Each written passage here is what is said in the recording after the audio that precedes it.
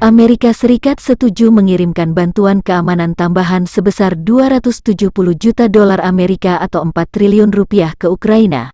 Bantuan untuk melawan agresi Rusia, Kementerian Pertahanan Ukraina tanggal 23 Juli merilis bantuan Paman Sam terdiri dari 4 Himars dan amunisi tambahan, 4 kendaraan pos komando, 36.000 butir amunisi 105 mm, 580 drone Phoenix Ghost, tambahan senjata anti-armor, suku cadang dan perlengkapan lainnya.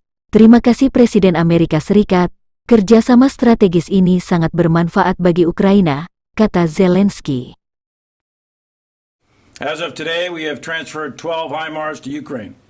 This is part of more than 20 that the United States and our allies have committed. Trained also are 200 Ukrainians on the Himars, and that training continues with many more. Russia has tried and failed to break the morale of the Ukrainian armed forces as they defend their home.